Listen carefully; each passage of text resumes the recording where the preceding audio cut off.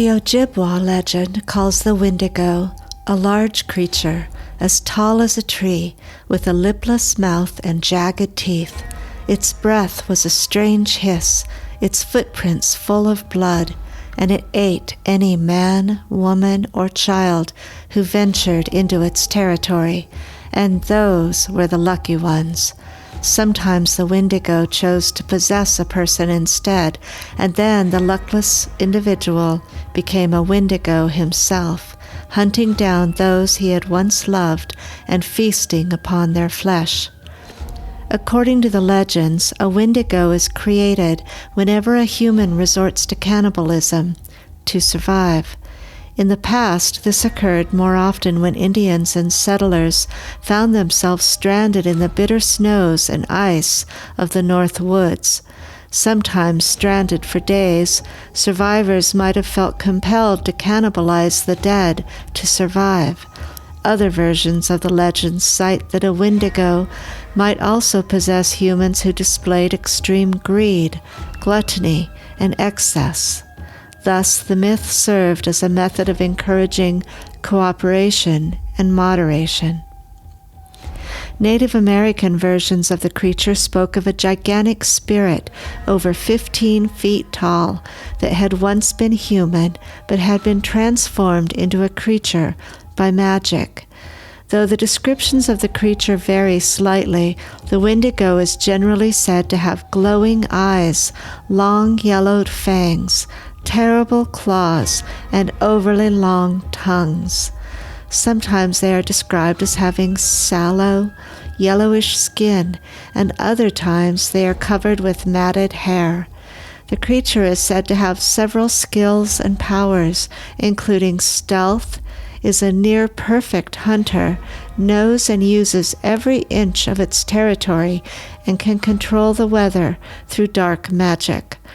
They are also portrayed as simultaneously gluttonous and emaciated from starvation. Wendigos are said to be cursed to wander the land, eternally seeking to fulfill their voracious appetite for human flesh, and if there is nothing left to eat, it starves to death.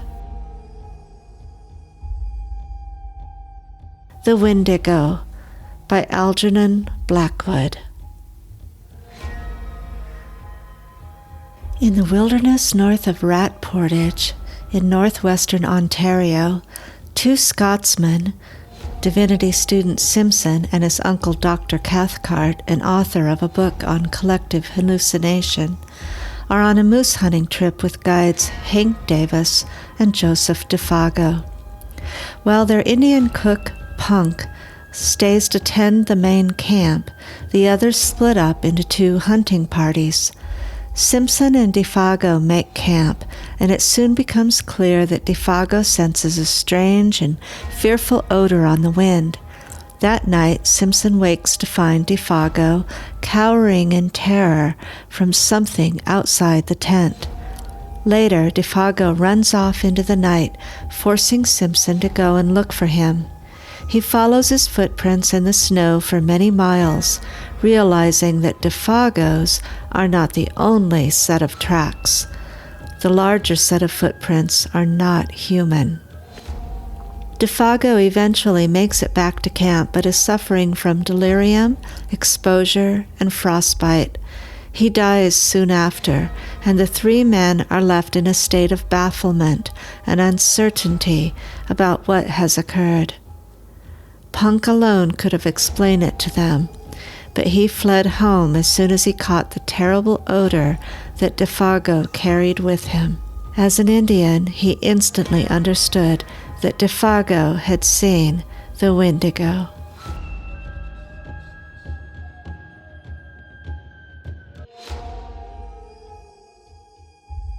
The Wendigo by Algernon Blackwood. Chapter 1.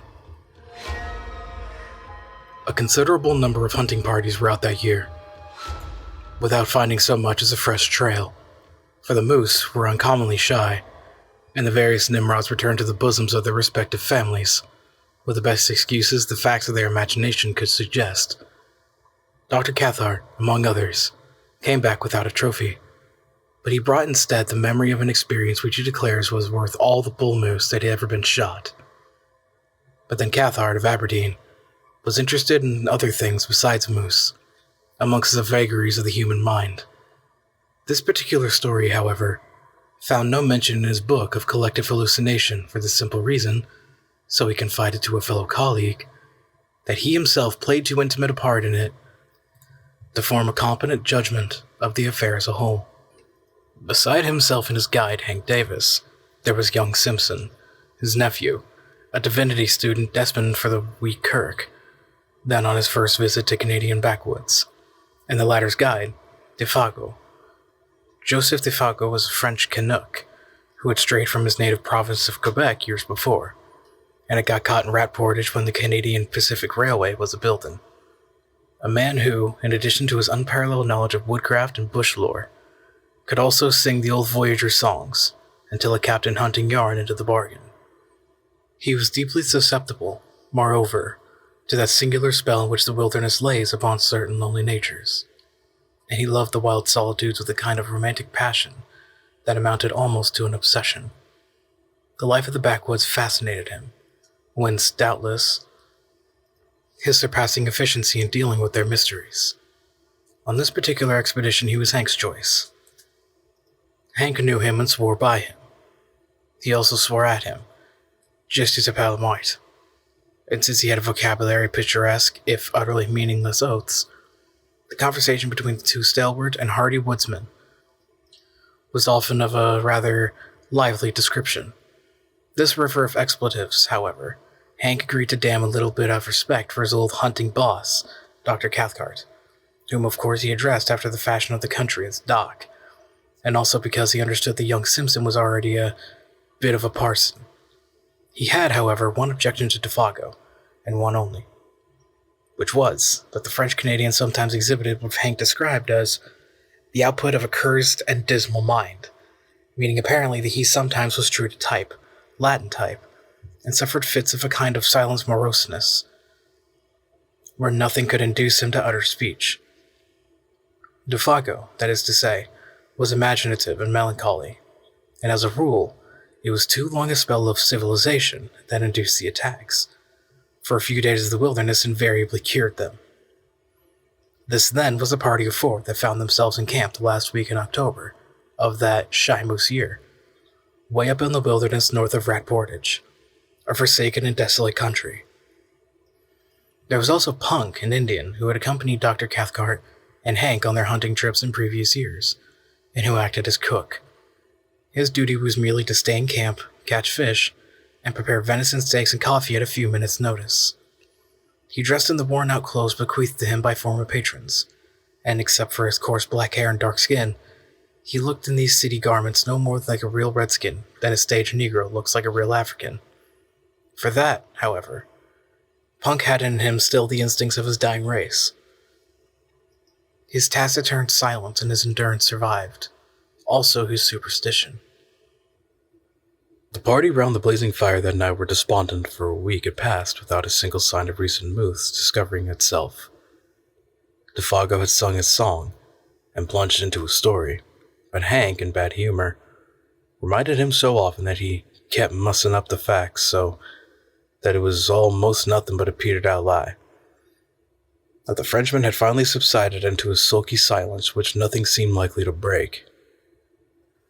Dr. Cathcart and his nephew were fairly done after an exhausting day. Punk was washing up the dishes, grunting to himself under the lean-to of branches where he also later kept. No one troubled to stir the slowly dying fire.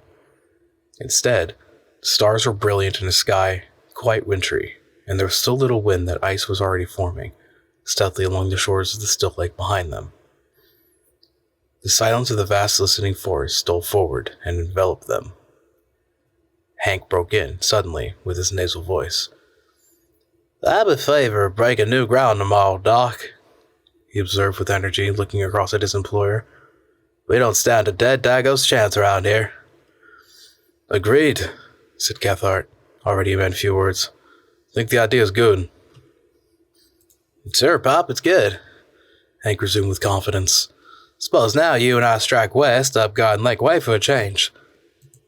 None of us ain't touched that quiet bit of land yet. I'm with you. And you, Defago, take Mr. Simpson along in the small canoe, skip across the lake, portage over into 50 Island water, and take a good squint down that there southern shore. The moose yarded there like hell last year, and for all we know, they may be doing it again this year just to spite us. Defago, keeping his eyes on the fire, said nothing by way of reply. He was still offended, possibly, about his interrupted story. No one's been up that way this year. I'll lay my bottom dollar on that, Hank added with emphasis, as though he had a reason for knowing. He looked over at his partner sharply. Better take the little silk tent and stay away for a couple of nights, he concluded, as though the matter were definitely settled, for Hank was recognized as general organizer of the hunt and in charge of the party. It was obvious to anyone that Defago did not jump at the plan, but his silence seemed to convey something more than ordinary disapproval. And across its sensitive dark face there passed a curious expression like a flash of firelight. Not so quickly, however, that the three men had not time to catch it. He funked for some reason, I thought, Simpson said afterwards in the tent he shared with his uncle.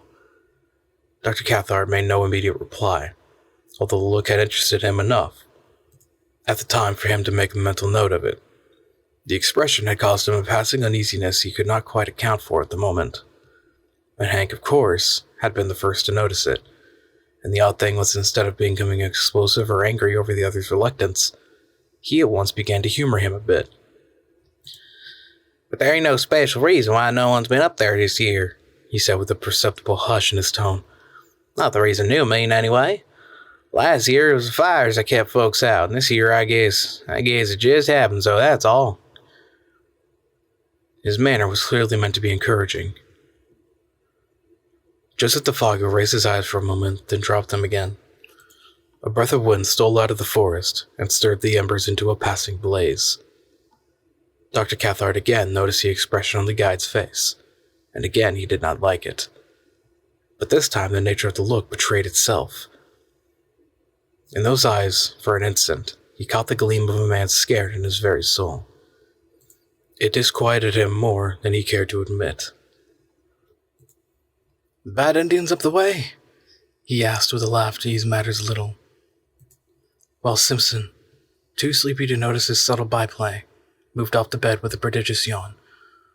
"Or anything wrong with the country?" he asked when his nephew was out of hearing. Hank met his eye with something less than his usual frankness. "He's just scared," he replied good-humoredly. "Scared stiff by some old fairy tale. That's all, ain't it, old pard?" And he gave Defago a friendly kick on the moccasined foot that lay nearest the fire. Defago looked up quickly, as from an interrupted reverie, a reverie, however, that had not prevented his seeing all that went on about him. "Scared nothing," he answered with a flush of defiance.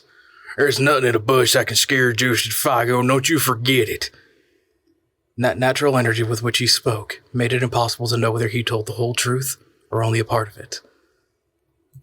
Hank turned toward the doctor. He was just going to add something when he stopped abruptly and looked around. A sound close behind them in the darkness made all three start. It was old Punk, who had moved up from his lean-to while they talked, and now stood there just beyond the circle of firelight, listening. "Another time, Doc," Hank whispered with a wink, "when the gallery ain't stepped down into the stalls." And springing to his feet, he slapped the Indian on the back and cried noisily, "Come up to the fire, warm your dirty redskin to bed." He dragged him toward the blaze and threw more wood on. "That was a mighty good feed to give us an hour or two back," he continued heartily, as though to set the man's thoughts on another scent. "And it ain't Christian to let you stand out there freezing your old soul to hell while we're all getting all good and toasted." Punk moved in and warmed his feet, smiling darkly at the other's volubility, while he only half understood, but saying nothing. And presently, Dr. Cathcart, seeing that further conversation was impossible, followed his nephew's example and moved off to the tent, leaving the three men smoking over the now blazing fire. It is not easy to undress in a small tent without waking one's companion, and Cathcart, hardened and warm-blooded as he was in spite of his 50-odd years, did what Hank would have described as considerable of his twilight in the open. He noticed during the process that Punk had meanwhile gone back to his lean-to, and Hank and Defago were at it hammer and tongs, or rather, hammer and anvil, the little French-Canadian being the anvil. It was all very like the conventional stage picture of Western melodrama, the fire lighting up their faces with patches of alternate red and black. Defago, in slouch hat and moccasins in the part of the Badlands villain. Hank, open and hatless, with that reckless fling of his shoulders, the honest and deceived hero. And old Punk, eavesdropping in the background, supplying the atmosphere of mystery.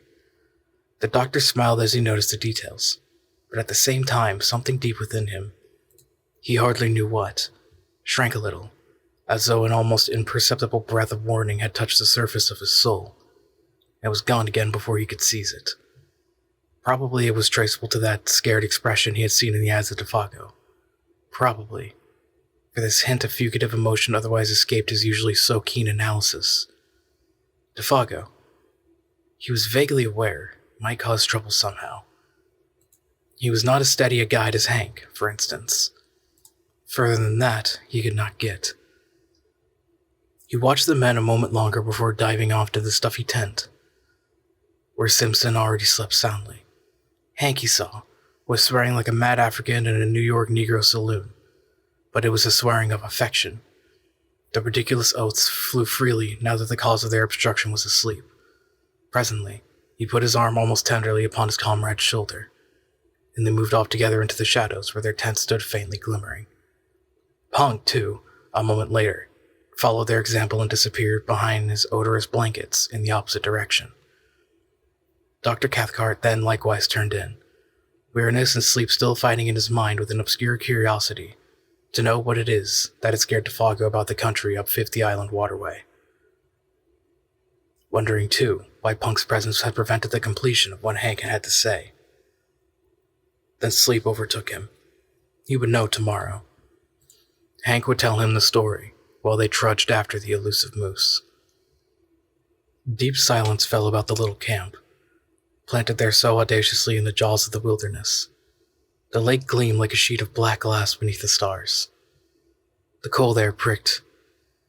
In the draughts of night that poured their silent tide from the depths of the forest, with messages from distant ridges and from lakes just beginning to freeze, there lay already the faint, bleak odors of coming winter.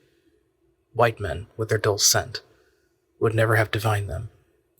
The fragrance from the wood fire would have concealed from them these almost electrical hints of moss and bark and hardening swamp 100 miles away.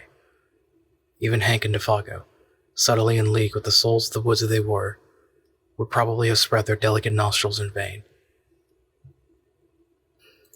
But an hour later, when all slept like the dead, old Punk crept from his blankets and went down to the shore of the lake like a shadow, silently, as only Indian blood can move.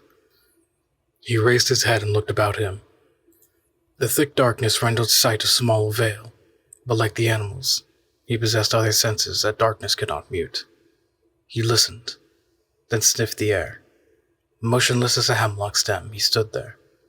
After 5 minutes again, he lifted his head and sniffed, and yet once again. A tingling of the wonderful nerves that betrayed itself by no other sign ran through him as he tasted the keen air. Then, merging his figure into the surrounding blackness in a way that only wild men and animals understand, he turned, still moving like a shadow, and went stealthily back to his lean-to and his bed. And soon after he slept, the change of wind he had divined stirred gently the reflection of the stars within the lake. Rising among the far ridges of the country beyond 50 Island water, it came from the direction in which he had stared, and it passed over the sleeping camp like a faint and sighing murmur. Through the top of the big trees, that was almost too delicate to be audible. With it, down the desert pass of night, though too faint, too high even for the Indian's hair-like nerves, there passed a curious, thin odor, strangely disquieting, an odor of something that seemed unfamiliar and utterly unknown. The French-Canadian and the man of Indian blood each stirred uneasily into sleep just about this time, though neither of them awoke. Then the ghost of that unforgettably strange odor passed away. and was lost among the leagues of tenantless forest beyond. Chapter 2. In the morning, the camp was astir before the sun. There had been a light fall of snow during the night, and the air was sharp. Punk had done his duty betimes, for the odors of coffee and fried bacon reached every tent. All were in good spirits. "We ain't shifted," cried Hank vigorously, watching Simpson and his guide already loading the small canoe. "It's across the lake, dead right for you fellers. The snow will make bully trails. If there's any moose mussing around up there, they'll not get so much as a tail end sand of view with the wind as it is. Good luck, Monsieur Defago," he added facetiously, giving the name its French pronunciation for once. "Bonny chance." Defago returned the good wishes, apparently in the best of spirits, the silent mood gone. Before 8 o'clock, old Punk had the camp to himself. Cathcart and Hank were far along the trail that led westwards, while the canoe that carried Defago and Simpson, with silk tent and grub, for 2 days, was already a dark speck bobbing on the bosom of the lake, going due east. The wintry sharpness of the air was tempered now by a sun that topped the wooded ridges and blazed with a luxurious warmth upon the world of lake and forest below. Loons flew skimming through the sparkling spray that the wind lifted. Divers shook their dripping heads to the sun and popped smartly out of sight again. And as far as the eye could reach rose the league of endless, crowding bush, desolate in its lonely sweep and grandeur, untrodden by foot of man, and stretching its mighty and unbroken carpet right up to the frozen shores of the Hudson Bay. Simpson, who saw it all for the first time as he paddled hard in the bows of the dancing canoe, was enchanted by its austere beauty. His heart drank in the sense of freedom in great spaces just as his lungs drank in the cool and perfumed wind. Behind him in the stern seat, singing fragments of his native chanties, Defago stirred the craft of birch bark like a thing of life, answering cheerfully all of his companions' questions. Both were gay and light-hearted. On such occasions, men lose the superficial, worldly distinctions. They become human beings working together for a common end. Simpson, the employer, and Defago, the employed. Among these primitive forces were simply 2 men, the guider and the guided. Superior question, of course, assumed control, and the younger man fell, without a second thought, into the quasi-subordinate position. He never dreamed of objecting when Mr. Defago dropped the Mr.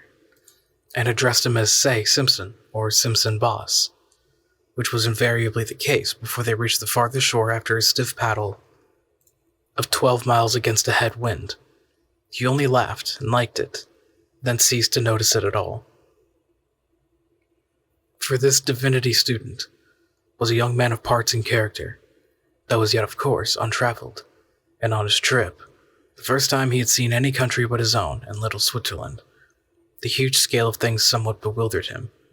It was one thing, he realized, to hear about primeval forests, but quite another to see them, while to dwell in them and seek acquaintance with their wildlife was again an initiation that no intelligent man could undergo without a certain shifting of personal values hitherto held for permanent and sacred. Simpson knew the first faint indication of this emotion when he held the new .303 rifle in his hands and looked along its pair of faultless gleaming barrels. The 3 days' journey to their headquarters by lake and portage had carried the process a stage farther, and now that he was about to plunge beyond even the fringe of wilderness where they were camped into the virgin heart of uninhabited regions as vast as Europe itself, the true nature of the situation stole upon him with an effect of delight and awe that his imagination was fully capable of appreciating. It was himself and Defago against a multitude, at least against a Titan. It was thrilling to him, therefore, to watch Defago turn over the canoe upon the shore, pack the paddles carefully underneath, and then proceed to blaze the spruce stems for some distance on either side of an almost invisible trail, with a careless remark thrown in.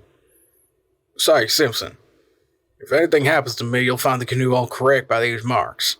Strike due west in the sun to hit the home camp again. See?" It was the most natural thing in the world to say, and he said it without any noticeable inflection of the voice. Only it happened to express the youth's emotion at the moment, with an utterance that was symbolic of the situation, and of his own helplessness as a factor in it. He was alone with Defago in a primitive world. That was all. The canoe, another symbol of man's ascendancy, was now to be left behind. Those small yellow patches, made on the trees by the axe, were the only indications of his hiding place. Meanwhile, shouldering the packs between them, each man carrying his own rifle, they followed the slender trail of rocks and fallen trunks, and across half-frozen swamps, skirting numerous lakes that fairly gemmed the forest, their borders fringed with mist, and towards 5 o'clock found themselves suddenly on the edge of the woods, looking out across a large sheet of water in front of them, dotted with pine-clad islands of all describable shapes and sizes. 50 island water, announced Defago wearily, and the sun just going to dip his bald old head into it, he added with unconscious poetry, and immediately set about pitching camp for the night. In a very few minutes, under those skillful hands that never made a movement too much or a movement too little, the silk tent stood taut and cozy, the beds of balsam boughs ready laid, and a brisk cooking fire burned with the minimum of smoke. While the young Scotsman cleaned the fish they had been trolling behind the canoe, Defago guessed he would just as soon take a turn through the bush for indications of moose. "May come across the trunk where they've been and rubbed horns," he said as he moved off, "or feeding on the last of the maple leaves." And he was gone. His small figure melted away like a shadow in the dusk, while Simon noted with a kind of admiration how easily the forest absorbed him into herself. A few steps, it seemed, and he was no longer visible. Yet there was still little underbrush hereabouts. The trees stood somewhat apart, well spaced, and in the clearings grew silver birch and maple, spear-like and slender, against the immense stems of spruce and hemlock. But for occasional prostrate monsters and the boulders of gray rock that thrust uncouth shoulders here and there out of the ground, it might well have been a bit of a park in the old country. Almost, one might have seen it in the hand of man. A little to the right, however, began the great burnt section, miles in extent, proclaiming its real character. Brûlé, as it is called, where the fires of the previous year had raged for weeks, and the blackened stumps now rose gaunt and ugly, bereft of branches, like gigantic match heads stuck into the ground, savage and desolate beyond words. The perfume of charcoal and rain-soaked ashes still hung faintly about it. The dusk rapidly deepened. The glades grew dark. The crackling of the fire and the wash of little waves along the rocky lake shore were the only sounds audible. The wind had dropped with the sun, and in all that vast world of branches nothing stirred. Any moment, it seemed, the woodland gods, who were to be worshipped in silence and loneliness, might stretch their mighty and terrific outlines among the trees. In front, through doorways pillared by huge straight stems, lay the stretch of 50 island water, a crescent-shaped lake some 15 miles from tip to tip, and perhaps 5 miles across where they were camped.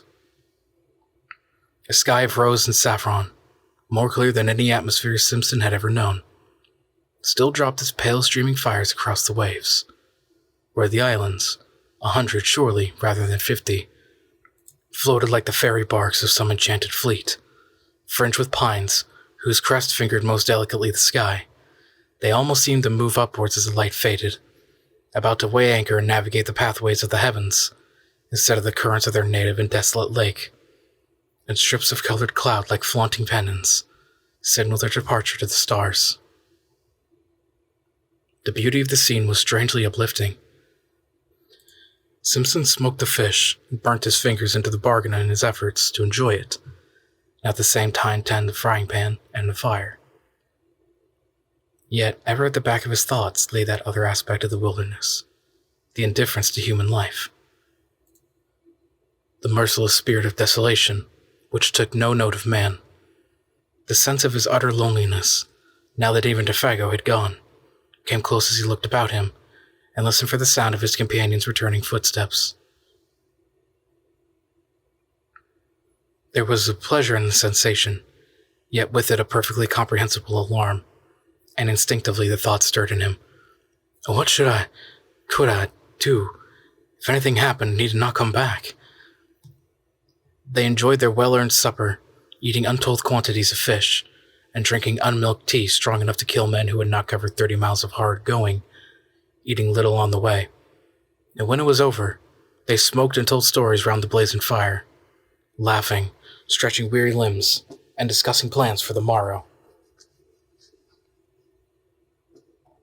Defago was in excellent spirits, though disappointed at having no signs of moose to report. But it was dark, and he had not gone far. The brulee, too, was bad. His clothes and hands were smeared with charcoal. Simpson, watching him, realized with renewed vividness their position, alone together in the wilderness. "Defago," he said presently, "these woods, are a bit too big to feel at home in. To feel comfortable in, I mean. Eh?" He merely gave expression to the mood of the moment. He was hardly prepared for the earnestness, the solemnity even, with which the guide took him up. "You've hit it right, Simpson, boss," he replied, fixing his searching brown eyes on his face. "And that's the truth, sir. There's no end to 'em. No end at all." Then he added in a lower tone as if to himself, "There's lots found out that gone plumb to pieces." But the man's gravity of manner was not quite to the other's liking. It was a little too suggestive for the scenery and setting. He was sorry he had broached the subject. He remembered suddenly how his uncle had told him that men were sometimes stricken with the strange fever of the wilderness, when the seduction of the uninhabited wastes caught them so fiercely that they went forth, half fascinated, half deluded, to their death. And he had a shrewd idea that his companion held something in sympathy with that queer type. He led the conversation on to other topics, on to Hank and the doctor, for instance, and the natural rivalry as to who should get the first sight of moose. "If they went due west," observed Defago carelessly, "there's 60 miles between us now, with old Punk at halfway house eating himself full to bursting with fish and coffee." They laughed together over the picture, but the casual mention of those 60 miles again made Simpson realize the prodigious scale of this land where they hunted. 60 miles was a mere step, 200 little more than a step. Stories of lost hunters rose persistently before his memory. The passion and mystery of homeless and wandering men, seduced by the beauty of great forests, swept his soul in a way too vivid to be quite pleasant. He wondered vaguely whether it was the mood of his companion that invited the unwelcome suggestion with such persistence. "Sing us a song, Defago, if you're not too tired," he asked. "One of those old Voyager types you sang the other night."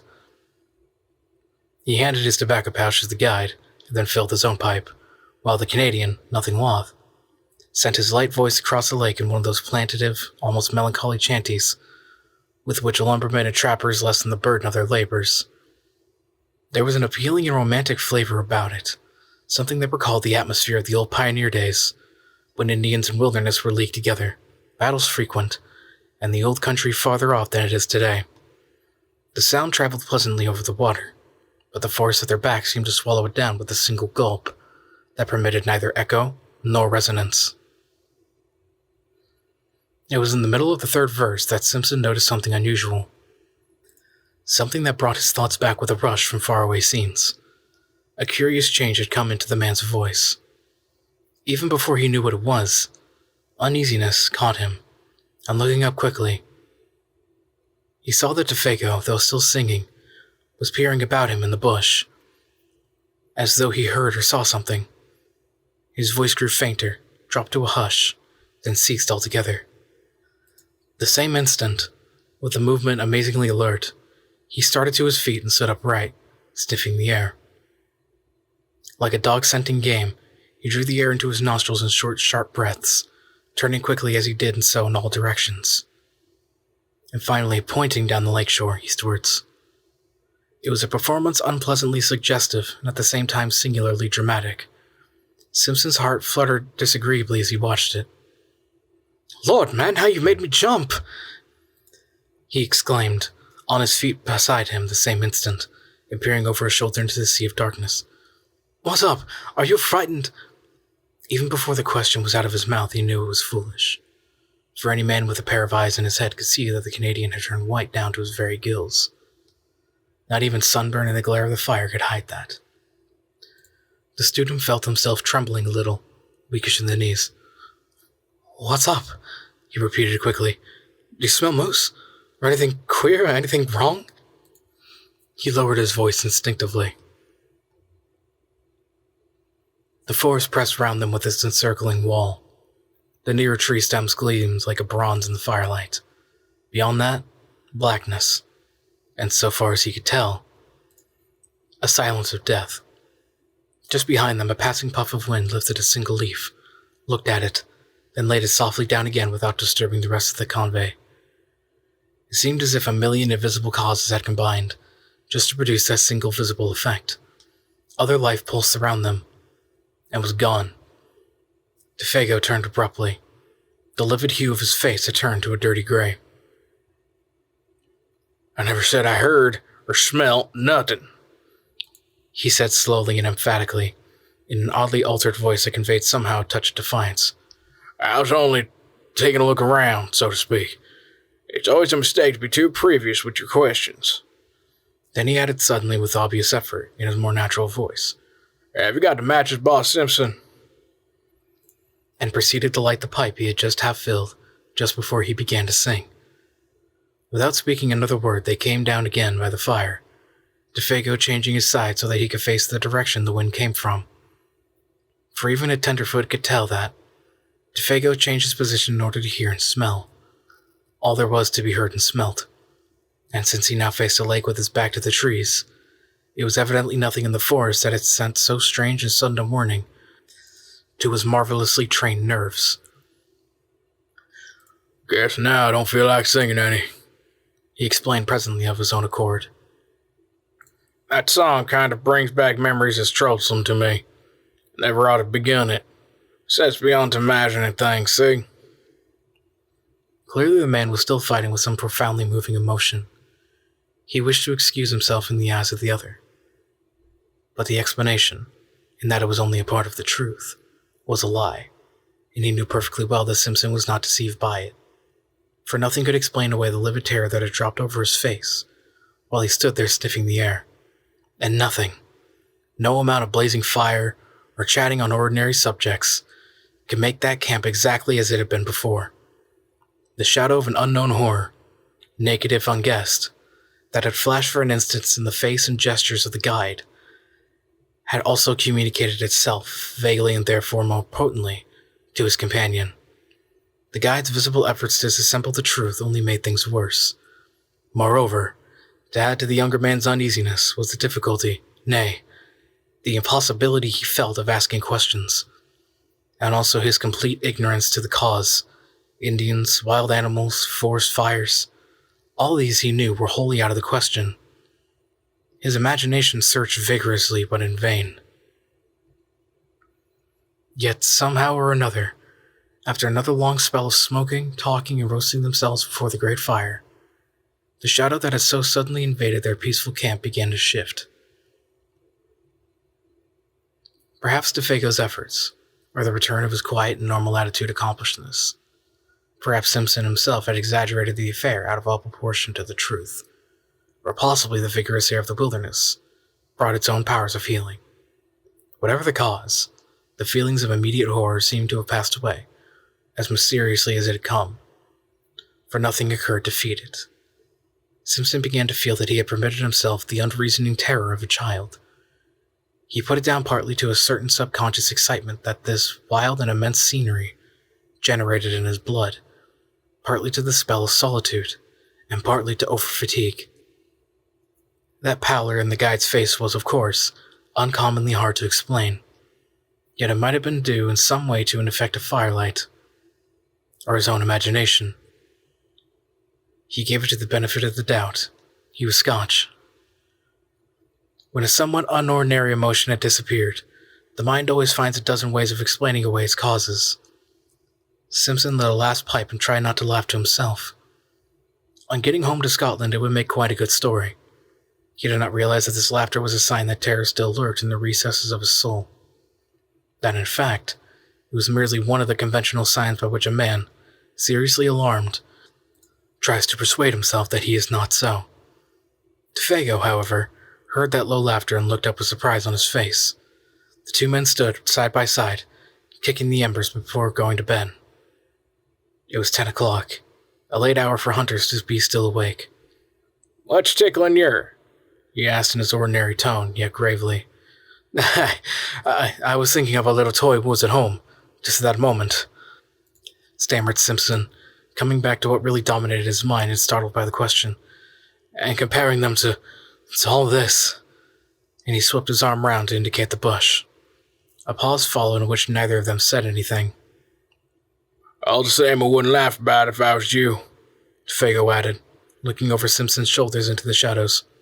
"There's places in there nobody won't ever see into. Nobody knows what lives in there either." Too big? Too far off? The suggestion in the guide's manner was immense and horrible. Defago nodded. The expression on his face was dark. He too felt uneasy.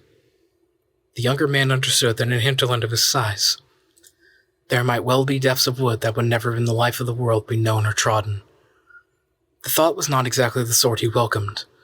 In a loud voice, cheerfully, he suggested it was time for bed, but the guide lingered, tinkering with the fire, arranging the stones needlessly, doing a dozen things that did not really need doing.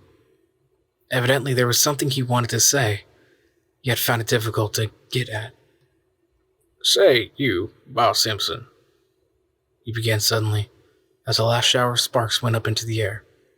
"You don't smell nothing, do you? Nothing particular, I mean." The commonplace question, Simpson realized, veiled a dreadfully serious thought in his mind. A shiver ran down his back. Nothing but burning wood," he replied firmly, kicking again at the embers. The sound of his own foot made him start. "And all the evening you ain't smelt nothing," persisted the guide, peering at him through the gloom. "Nothing extraordinary, different to anything else you ever smelt before?" No, man, nothing at all," he replied aggressively, half angrily. Defago's face cleared. "That's good," he exclaimed with evident relief. "That's good to hear." "Have you?" asked Simpson sharply, in the same instant regretted the question. The Canadian came closer in the darkness. He shook his head. "I guess not," he said, though without overwhelming conviction. "It must have just been that song of mine that did it. It's a song they sing in lumber camps in godforsaken places like this, when they scared the Wendigo somewhere around, doing a little bit of swift traveling." "And what's a Wendigo, pray?" Simpson asked quickly, irritated because again he could not prevent that sudden shiver of the nerves. He knew that he was close upon the man's terror and the cause of it, yet a rushing, passionate curiosity overcame his better judgment and his fear. Defago turned swiftly and looked at him as though he were suddenly about to shriek. His eyes shone, but his mouth was wide open.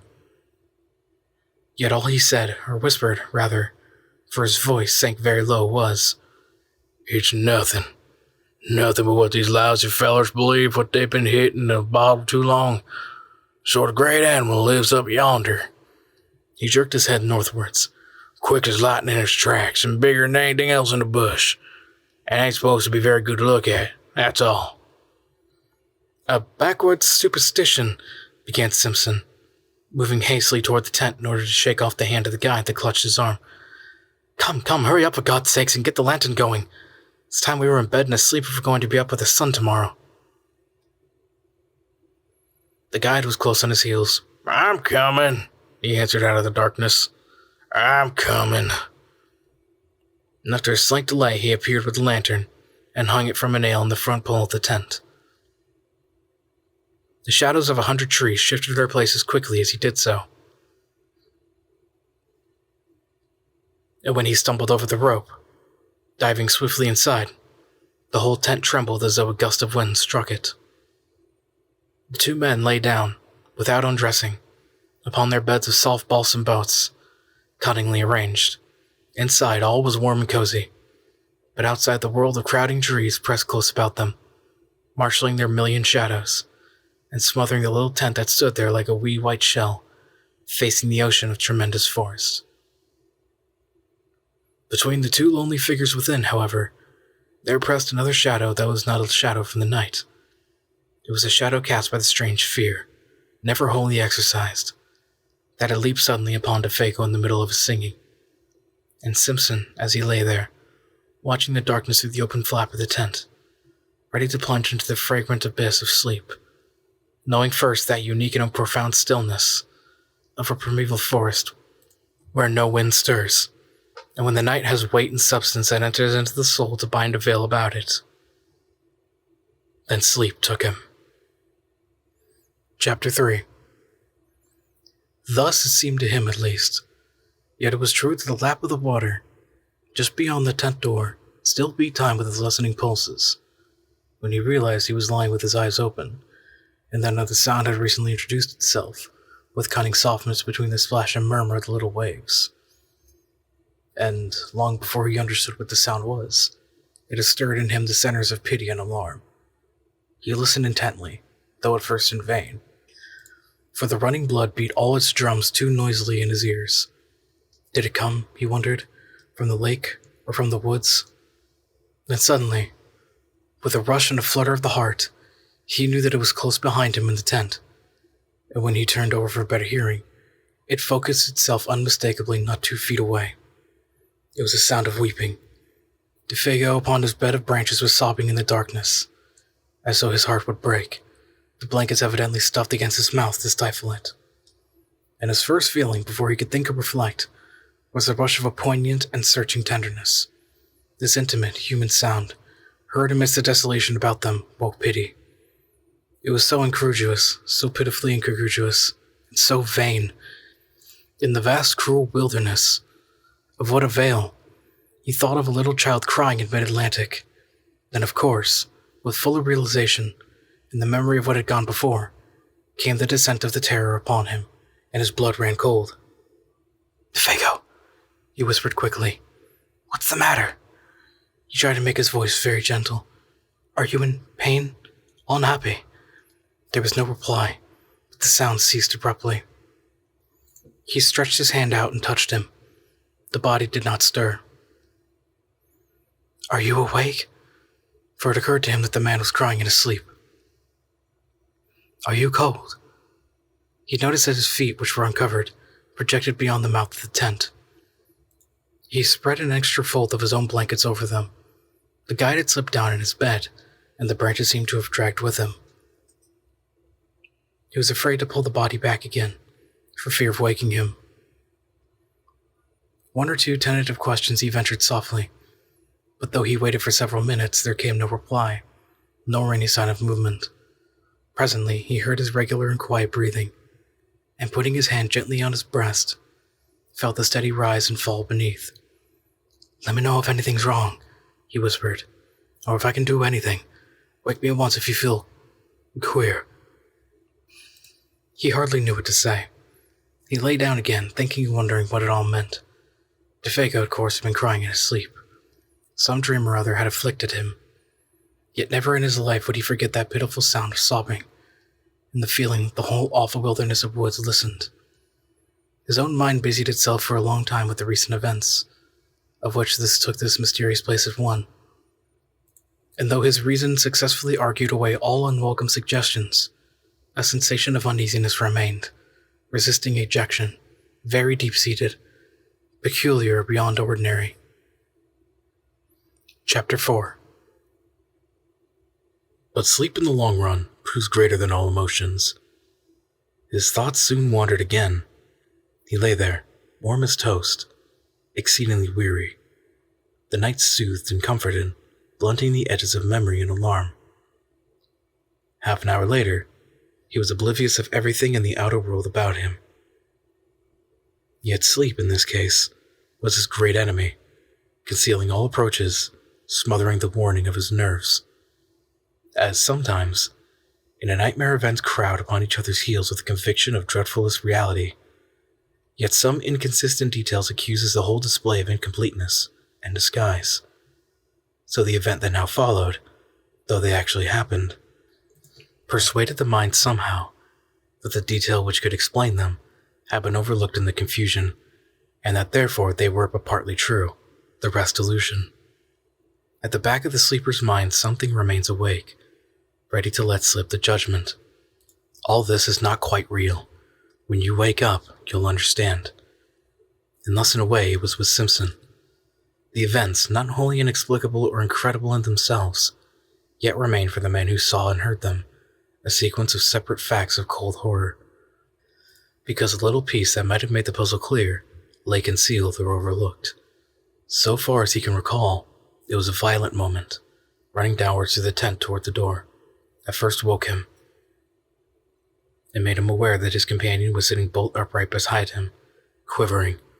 Hours must have passed, for it was a pale gleam of the dawn that revealed his outline against the canvas. This time, the man was not crying. He was quaking like a leaf. The trembling he felt plainly through the blankets down the entire length of his own body. Defago had huddled down against him for protection, shrinking away like something that apparently concealed itself near the door flaps of the little tent. Simpson thereupon called out in a loud voice some question or other. In the first bewilderment of waking, he does not remember exactly what, and the man made no reply. The atmosphere and feeling of true nightmare lay horribly about him, making movement and speech both difficult. At first, indeed, he was not sure where he was, whether in one of the earlier camps, or at home in his bed at Aberdeen. The sense of confusion was very troubling. And next, almost simultaneous with his waking, it seemed, the profound stillness of the dawn outside was shattered by a most uncommon sound. It came without warning or audible approach, and it was unspeakably dreadful. It was a voice, Simpson declares, possibly a human voice, hoarse yet plaintive, a soft roaring voice close outside the tent, overhead rather than upon the ground, of immense volume, while in some strange way most penetratingly and seductively sweet. It rang out, too, in 3 separate distinct notes or cries that bore in some odd fashion a resemblance, far-fetched yet recognizable to the name of the guide, Defago. The student admits he is unable to describe it quite intelligently, for it was unlike any sound he had ever heard in his life, and combined a blending of such contrary qualities. A sort of windy, crying voice, he calls it, as if something lonely and untamed, wild and of abominable nature. And even before it ceased, dropping back into the great gulfs of silence, the guide beside him had sprung to his feet with an answering through unintelligible cry. He blundered against the tent pole with violence, shaking the whole structure, spreading his arms out frantically for more room, and kicking his legs impetuously free of the clinging blankets. For a second, perhaps 2, he stood upright by the door, his outline dark against the pallor of the dawn. Then, with a furious rushing speed, before his companion could move a hand to stop him, he shot with a plunge through the flaps of canvas, and was gone. And as he went, so astonishingly fast that the voice could actually be heard dying in the distance, he called aloud in tones of anguished terror that at the same time held something strangely like the frenzied exultation of delight. Oh, my feet on fire! My burning feet on fire! Oh, this high and fire speed! And then the distance quickly buried it. The deep silence of early morning descended upon the forest as before. It had all come about with such rapidity that, but for the evidence of the empty bed beside him, Simpson could almost have believed it to have been the memory of a nightmare, carried over from sleep. He still felt the warm pressure of that vanished body against his side. There lay the twisted blankets in a heap. The very tent yet trembled with the vehemence of the impetuous departure. The strange words rang in his ears, as though he still heard them in the distance, wild language of a suddenly stricken mind. Moreover, it was not only the senses of sight and hearing that reported uncommon things to his brain, for even while the man cried and ran, he had become aware that a strange perfume, faint yet pungent, pervaded the interior of the tent. And it was at this point, it seems, brought to himself by the consciousness that his nostrils were taking this distressing odor down into his throat, that he found his courage, sprang quickly to his feet, and went out. The gray light of dawn had dropped, cold and glimmering, between the trees revealed the scene tolerably well. There stood the tent behind him, soaked in dew. The dark ashes of the fire, still warm, The lake, white beneath a coating of mist. The islands rising darkly out of it like objects packed in wool, and patches of snow beyond, among the clear spaces of the bush. Everything cold, still, and waiting for the sun. But nowhere a sign of the vanished guide. Still, doubtless, flying at frantic speed through the frozen woods. There was not even the sound of disappearing footsteps, nor the echoes of the dying voice. He had gone, utterly. There was nothing. Nothing but the sense of his recent presence, so strongly left behind about the camp, and this penetrating, all-pervading odor. And even this was now rapidly disappearing in its turn. In spite of its exceeding mental perturbation, Simpson struggled hard to detect its nature and define it, but the ascertaining of an elusive scent, not recognized subconsciously and at once, is a very subtle operation of the mind, and he failed. It was gone before he could properly seize or name it. Approximate description, even, seems to have been difficult, for it was unlike any smell he knew. Acrid, rather, not unlike the odor of a lion, he thinks, yet softer, not wholly unpleasing. There was something almost sweet in it that reminded him of the scent of decaying garden leaves, earth and the myriad, nameless perfumes that make up the odor of a big forest. Yet the odor of lions is the phrase with which he usually sums it all up. Then, it was wholly gone, and he found himself standing by the ashes of the fire, in a state of amazement and stupid terror that left him the helpless prey of anything that chose to happen. Had a muskrat pointed its pointed muzzle over a rock, or a squirrel scuttled in an instant down the bark of a tree, he most likely would have collapsed without more ado and fainted, for he felt about the whole affair the touch somewhere of a great outer horror, and his scattered powers had not yet had time to collect themselves into a definite attitude of fighting self-control. Nothing did happen, however. A great kiss of wind ran softly through the awakening forest, and a few maple leaves here and there rustled trembling to the earth. The sky seemed to grow suddenly much lighter. Simpson felt the cool air upon his cheek and uncovered head, realized he was shivering with the cold, and making a great effort, realized next that he was alone in the bush, and that he was called upon to make immediate steps to find and succor his vanished companion. Make an effort accordingly he did, though an ill-calculated and futile one. With that wilderness of trees about him, the sheet of water cutting him off behind, and the horror of that wild cry in his blood, he did what any other inexperienced man would have done in similar bewilderment. He ran about, without any sense of direction like a frantic child, and called loudly without ceasing the name of the guide. "Defago! Defago! Defago!" he yelled, and the trees gave him back the name as often as he shouted, only a little softened. "Defago! Defago! Defago!" He followed the trail that lay a short distance across the patches of snow, and then lost it again where the trees grew too thickly for snow to lie. He shouted till he was hoarse, until the sound of his own voice and all that unanswering and listening world began to frighten him. His confusion increased in direct ratio to the violence of his efforts. His distress became formidably acute, till at length his exertions defeated their own object, and from sheer exhaustion, he headed back to the camp again. It remains a wonder that he ever found his way. It was with great difficulty, and only after numberless false clues, that he at last saw the white tent between the trees, and so reached safety. Exhaustion then applied its own remedy, and he grew calmer. He made the fire and breakfasted. Hot coffee and bacon put a little sense and judgment into him again, and he realized that he had been behaving like a boy. He now made another and more successful attempt to face the situation collectedly, and a nature naturally plucky coming to his assistance. He decided that he must first make as thorough a search as possible, failing success in which, he must find his way into the home camp as best he could and bring help. And this was what he did. Taking food, matches, and rifle with him, and a small axe to blaze the trees against his return journey, he set forth. It was 8 o'clock when he started, the sun shining over the tops of the trees in a sky without clouds. Pinned to a stake by the fire, he left a note in case Defago returned while he was away. This time, according to a careful plan, he took a new direction, intending to make a wide sweep that much sooner or later cut into indications of the guide's trail, and before he had gone a quarter of a mile, he came across the tracks of a large animal in the snow. And beside it, the light and smaller tracks of what were beyond question human feet. The feet of Defago. The relief he had once experienced was natural, though brief. For at first sight, he saw in these tracks a simple explanation of the whole matter.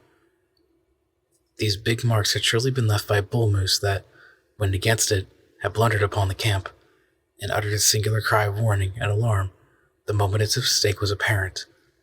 Defago, in whom the hunting instinct was developed to the point of uncanny perfection, had scented the brute coming down the wind hours before. His excitement and disappearance were due, of course, to his... and the impossible explanation as which he grasped faded. His common sense showed him mercilessly that none of this was true. No guide, much less a guide like Defago, could have acted in so irrational a way, going off even without his rifle. The whole affair demanded a far more complicated enunciation. When he remembered the details of it all, the cry of terror, the amazing language, the gray face of horror when his nostrils first caught the new odor, that muffled sobbing in the darkness, and, for this too, now came back to him dimly, the man's original aversion for this particular bit of country.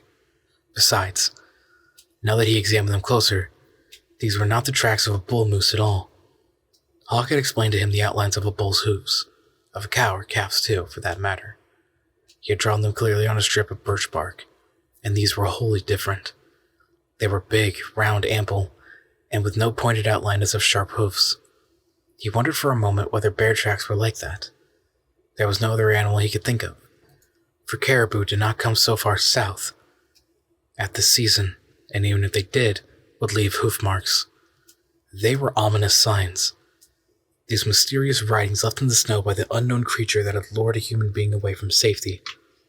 And when he coupled them in his imagination with that haunting sound that broke the stillness of the dawn, a momentary dizziness shook his mind, distressing him again beyond belief. He felt the threatening aspect of it all, and stooping down to examine the marks more closely, he caught a faint whiff of that sweet yet pungent odor that made him instantly straighten up again, fighting a sensation almost of nausea. Then his memory played him another evil trick.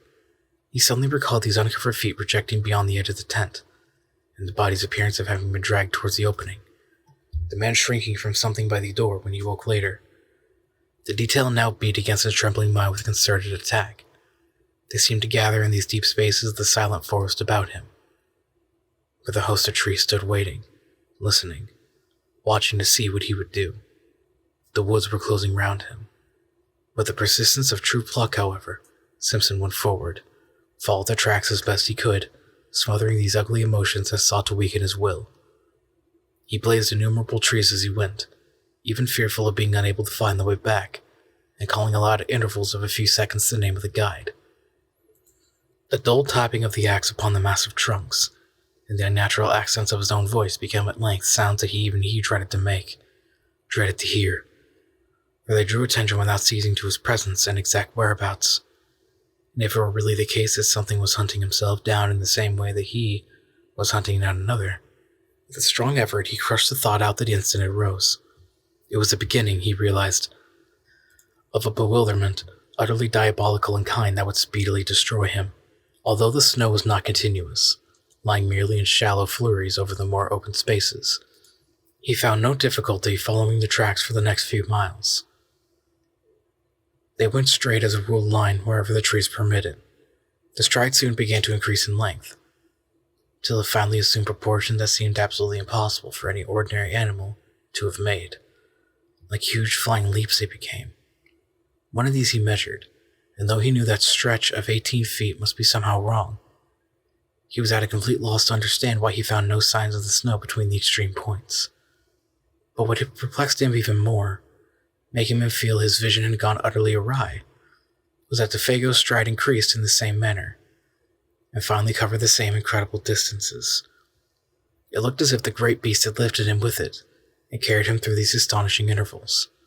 Simpson, who was much longer in the limb, found that he could not compass even half the stretch by taking a running jump. And the sight of these huge tracks running side by side, silently evident of a dreadful journey in which terror or madness had urged impossible results, was profoundly moving. It shocked him in the secret depths of his soul. It was the most horrible thing his eyes had ever looked upon. He began to follow them mechanically, absent-mindedly almost, ever peering over his shoulder to see if he, too, were being followed by something with a gigantic tread. And soon it came about that he no longer quite realized what it was they signified. These impressions left upon the snow by something nameless and untamed, always accompanied by the footmarks of the little French-Canadian, his guide, his comrade, the man who had shared his tent a few hours before, chatting, laughing, even singing by his side. Chapter 5. For a man of his years and inexperience, only a canny Scot, perhaps, grounded in common sense and established in logic, could have preserved even that measure of balance that this youth somehow or other did manage to preserve through the whole adventure. Otherwise, two things he presently noticed, while forging pluckily ahead, must have sent him headlong back to the comparative safety of his tent, instead of only making his hands close more tightly upon the rifle stock, while his heart, trained for the wee kirk, sent a wordless prayer winging its way to heaven. Both tracks, he saw, had undergone a change, and this change, so far as it concerned the footsteps of the man, was in some undecipherable manner appalling. It was in the bigger tracks he first noticed this, and for a long time he could not quite believe his eyes. Was it the blown leaves that produced odd effects of light and shade, or that the dry snow, drifting like finely ground rice about the edges, cast shadows and highlights? Or was it actually the fact that the great marks had become faintly colored? For round about the deep, plunging holes of the animal there now appeared a mysterious reddish tinge that was more like an effect of light than anything that dyed the substance of the snow itself. Each mark had it, and had it increasingly, this indistinct fiery tinge that painted a new touch of ghastliness into the picture. But then, wholly unable to explain or to credit it, he turned his attention to the other tracks to discover they too bore similar witnesses. He noticed that these had meanwhile undergone a change that was infinitely worse, and charged with far more horrible suggestion. For in the last 100 yards or so, he saw that they had grown gradually into the semblance of the parent tread.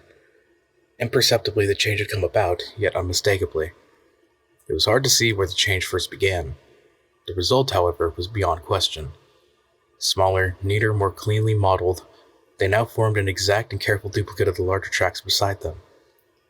The feet that produced them had, therefore, also changed, and something in his mind reared up with loathing and terror as he saw it. Simpson, for the first time, hesitated. Then, ashamed of his alarm and indecision, took a few hurried steps ahead. The next instant stopped dead in his tracks. Immediately in front of him, all signs of the trail ceased. Both tracks came to an abrupt end. On all sides, for 100 yards or more, he searched in vain for the least indication of their continuance. There was nothing. The trees were very thick just there. Big trees, all of them. Spruce, cedar, hemlock. There was no underbrush. He stood looking about him, all distraught, bereft of any power of judgment. Then he set to work to search again, and yet again, but always with the same result. Nothing. The feet that printed the surface of the snow thus far had now apparently left the ground. And it was in that moment of distress and confusion that the whip of terror laid its most nicely calculated lash about his heart. It dropped with deadly effect upon the sore spot of all, completely unnerving him. He had been secretly dreading all the time that it would come. And come it did. Far overhead, muted by great height and distance, strangely thinned and wailing, he heard the crying voice of Defago, the guide. Sound dropped upon him out of that still, wintry sky with an effect of dismay and terror unsurpassed. The rifle fell to his feet. He stood motionless for an instant, listening as if it were with his whole body, then staggered back against the nearest tree for support, disorganized hopelessly in mind and spirit. To him, in that moment, it seemed the most shattering and dislocating experience he had ever known, so that his heart emptied itself of all feeling whatsoever as by a sudden draught. Oh, this fire hot. Oh, my feet of fire, my burning feet of fire. Ran in far, beseeching accents of indescribable appeal this voice of anguish down the sky. Once it called, then silence through all the listening wilderness of trees. And Simpson, scarcely knowing what he did, presently found himself running wildly to and fro, searching, calling, tripping over roots and boulders, and flinging himself in a frenzy of undirected pursuit after the caller. Behind the screen of memory and emotion with which experience veils events, he plunged, distracted and half deranged, picking up false lights like a ship at sea, terror in his eyes and heart and soul. For the panic of the wilderness had called to him in that far voice. The power of untamed distance, the enticement of the desolation that destroys. He knew in that moment all the pains of someone hopelessly and irretrievably lost, suffering the lust and travail of a soul in the final loneliness. A vision of Defago, eternally hunted, driven and pursued across the skyey vastness of those ancient forests, fled like a flame across the dark ruin of his thoughts. It seemed ages before he could find anything in the chaos of his disorganized sensations to which he could anchor himself steady for a moment and think. The cry was not repeated. His own hoarse calling brought no response. The inscrutable forces of the wild had summoned their victim beyond recall and held him fast. Yet he searched and called, it seems, for hours afterwards. For it was late in the afternoon when at length he decided to abandon a useless pursuit and return to his camp on the shores of 50 Island Water. And even then he went with reluctance, that crying voice still echoing in his ears. With difficulty he found his rifle in the homeward trail. The concentration necessary to follow the badly blazed trees and a binding hunger that gnawed helped to keep his mind steady. Otherwise, he admits, the temporary aberration he had suffered might have been prolonged to the point of positive disaster. Gradually, the ballast shifted back again, and he regained something that approached his normal equilibrium. But for all that the journey through the gathering dusk was miserably haunted, he heard innumerable following footsteps, voices that laughed and whispered, and saw figures crouching behind trees and boulders, making signs to one another for a concerted attack the moment he had passed. The creeping murmur of the wind made him start and listen. He went stealthily, trying to hide where possible, and making as little sound as he could. The shadows of the woods, hitherto protective or covering merely, had now become menacing, challenging, and the pageantry in his frightened mind maxed a host of possibilities that were all the more ominous for being obscure. The presentiment of a nameless doom lurked ill-concealed behind every detail of what had happened. It was really admirable how he emerged victor in the end. Men of riper powers and experience might have come through the ordeal with less success. He had himself tolerably well in hand, all things considered, and his plan of action proves it. Sleeping absolutely out of the question and traveling an unknown trail in the darkness, equally impracticable. He sat up the whole of that night, rifle in hand. Before he fired, he never for a single moment allowed to die down. The severity of the haunted vigil marked his soul for life, but it was successfully accomplished. And with the first signs of dawn, he set forth upon the long return journey to the home camp to get help. As before, he left a written note to explain his absence, and to indicate where he had left a plentiful cache of food and matches, though he had no expectation that any human hands would find them. How Simpson found his way alone by the lake and forest might well make a story in itself, for to hear him tell it is to know the passionate loneliness of soul that a man can feel when the wilderness holds him in the hollow of its illimitable hand and laughs. It is also to admire his indomitable pluck. He claims no skill, declaring that he followed the most invisible trail mechanically and without thinking. And this doubtless is the truth. He relied upon the guiding of the unconscious mind, which is instinct. Perhaps, too, some sense of orientation, known to animals and primitive men, may have helped as well. For through all that tangled region he succeeded in reaching the exact spot where Defago had hidden the canoe, nearly 3 days before the remark, "Strike due west across the lake into the sun to find a camp." There was not much sun left to guide him, but he used his compass to the best of his ability, embarking in the frail craft for the last 12 miles of his journey, with a sensation of immense relief that the forest was at last behind him. And fortunately, the water was calm. He took his line across the center of the lake instead of coasting round the shores for another 20 miles. Fortunately, too, the other hunters were back. The light of their fires furnished a steering point without which he might have searched all night long for the actual position of the camp. It was close upon midnight all the same when his canoe grated on the sandy cove, and Hank, Punk, and his uncle, disturbed in his sleep by his cries, ran quickly down and helped a very exhausted and broken specimen of Scotch humanity over the rocks towards a dying fire. Chapter 6. The sudden entrance of his prosaic uncle into this world of wizardry and horror that had haunted him without interruption now for 2 days and 2 nights had the immediate effect of giving to the affair an entirely new aspect. The sound of that crisp, "Hello, my boy, what's up now?" and the grasp of that dry and vigorous hand introduced another standard of judgment. A revulsion of feeling washed through him. He realized that he had let himself go rather badly. He even felt vaguely ashamed of himself. The native hard-headedness of his race reclaimed him. And this doubtless explains why he found it so hard to tell that group around the fire everything. He told enough, however, for the immediate decision to be arrived at that relief party must start at the earliest possible moment, and that Simpson, in order to guide it capably, must first have food, and above all, sleep. Dr. Cathcart, observing the lad's condition more shrewdly than his patient knew, gave him a very slight injection of morphine. For 6 hours he slept like the dead. From the description carefully written out afterwards by the student of divinity, it appears that the account he gave to the astonished group omitted sundry vital and important details. He declares that, with his uncle's wholesome, matter-of-fact countenance staring him in the face, he simply had not the courage to mention them. Thus all the search party gathered, it would seem, was that Defago had suffered in the night an acute and inexplicable attack of mania, had imagined himself called by someone or something, and had plunged into the bush after it without food or rifle, where he must die a horrible and lingering death by cold and starvation, unless he could be found and rescued in time. In time, moreover, meant at once. In the course of the following day, however, they were off by 7, leaving Punk in charge with instructions to have food and fire always ready.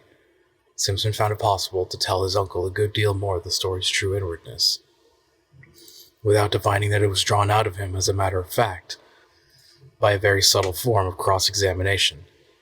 By the time they reached the beginning of the trail, where the canoe was laid up against the return journey, he had mentioned how Defago spoke vaguely of something he called a Wendigo, how he cried in his sleep, how he imagined an unusual scent about the camp, and had betrayed other symptoms of mental excitement.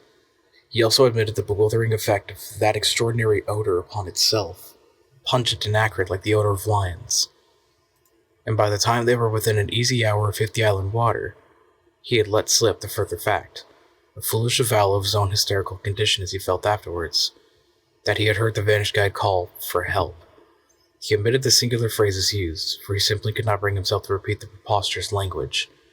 Also, while describing how the man's footsteps in the snow had gradually assumed an exact miniature likeness of the animal's plunging tracks, he left out the fact that they measured a wholly incredible distance. It seemed a question, nicely balanced between individual pride and honesty, what he should reveal and what suppress. He mentioned the fiery tinge in the snow, for instance, yet shrank from telling the body in bed had been partly dragged out of the tent, with the net result that Dr. Cathcart, adroit psychologist that he fancied himself to be, had assured him clearly enough exactly where his mind, influenced by loneliness, bewilderment, and terror, had yielded to the strain and invited delusion. While praising his conduct, he managed at the same time to point out where, when, and how his mind had gone astray.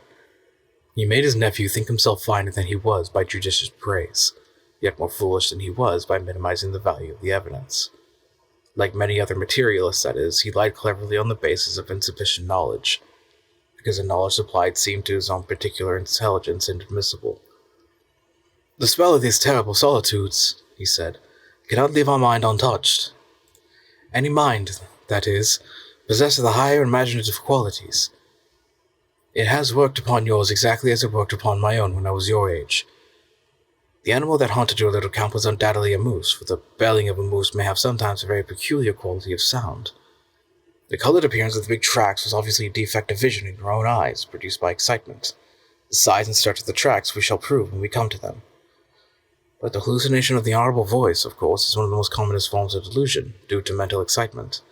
And excitement, my dear boy, perfectly excusable, and let me add, wonderfully controlled by you under your circumstances. For the rest, I am bound to say you have acted with a splendid courage, for the terror of feeling oneself lost in this wilderness is nothing short of awful. And had I been in your place, I don't think for a moment I believe I could have behaved with 1/4 of your wisdom and decision. The only thing I find uncommonly difficult to explain is that damned odor. It made me feel sick, I assure you," declared his nephew. "Positively dizzy." His uncle's attitude of calm omniscience, merely because he knew more psychological formulae, made him slightly defiant. It was so easy to be wise in the explanation of an experience one has not personally witnessed. A kind of desolate and terrible is the only way I can describe it, he concluded, glancing at the features of the quiet, unemotional man beside him. I can only marvel, was the reply, that under the circumstances it did not seem to you even worse. The dry word, Simpson knew, hovered between the truth and his uncle's interpretation of the truth. And so at last they came to a little camp and found the tent still standing, the remains of the fire, and the piece of paper pinned to a stake beside it, untouched. The cache, poorly contrived by inexperienced hands, however, had been discovered and opened, by muskrats, minks, and squirrel. The matches lay scattered about the opening, but the food had been taken to the last crumb. "Well, fellers, you ain't here," exclaimed Hank loudly after his fashion. "And that's as sartin as the coal supply down below. Where's he's got to this by this time is about as uncertain as the trade in crowns in the other place." The presence of a divinity student was no barrier to his language at such a time, though for the reader's sake it may be severely edited. "I propose," he added, "that we start out once and hunt for him like hell."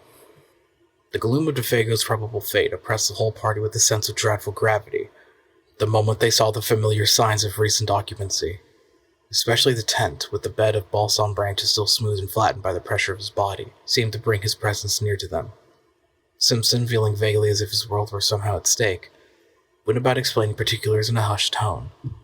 He was much calmer now, though overwearied with the strain of his many journeys. His uncle's method of explaining away, rather, the details still fresh in his haunted memory helped, too, to put ice upon his emotions. "And that's the direction he ran off in," he said to his two companions, pointing in the direction where the guide had vanished that morning in the gray dawn. "Straight down there like he ran a deer, in between the birch and the hemlock." Hank and Dr. Cathcart exchanged glances. "It was about 2 miles down there in a straight line," continued the other, speaking with something of the former terror in his voice, "that I followed his trail to the place where it stopped, dead." "And we heard him calling out and caught the stench and all the rest of the wicked entertainment," cried Hank with a volubility that betrayed his keen distress. "And where your excitement overcame you to the point of producing illusions," added Dr. Cathcart under his breath, and not so low that his nephew did not hear it. It was early in the afternoon, for they had traveled quickly, but there was still a good 2 hours of daylight left. Dr. Cathcart and Hank lost no time in beginning the search, but Simpson was too exhausted to accompany them. They would follow the blazed marks on the trees, and where possible his footsteps. Meanwhile, the best thing he could do was keep a good fire going and rest. But after something like 3 hours of search, the darkness already down, the two men returned to camp with nothing to report.